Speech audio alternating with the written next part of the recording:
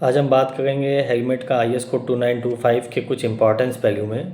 जैसे हम बात करते हैं 2925 के IS कोड 4 नंबर में क्या मेंशन है। 4 नंबर में हेलमेट के साइज मेंशन किए गए हैं कि एक तो है एडजस्टेबल, दूसरा है साइज का स्मॉल, मीडियम, लार्ज। साइज में जो स्मॉल है वो आपके किस में आता है, 500 से 540 के बीच में आपका स्मॉल आता है, और जो मीडियम है आपका वो 540 से 590 mm के बीच में आता है, और जो लार्ज है आपका वो 590 से 640 mm के बीच में आता है। ये स्टैंडर्ड है।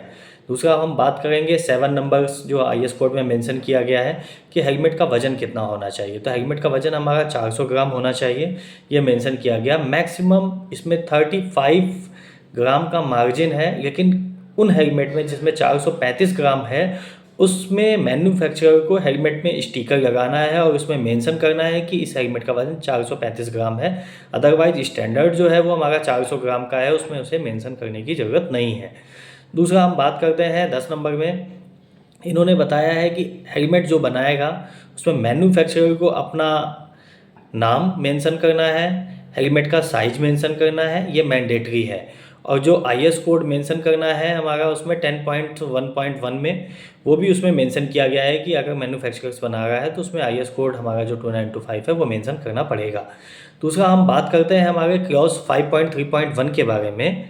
वो कहता है इसमें कि जो हमारे हेलमेट का स्ट्रिप है जिसे हम लोग ऐसे चिन पे लगाते हैं उसका भी टेस्ट होता है। वो टेस्ट होता है 10 किलोग्राम पे।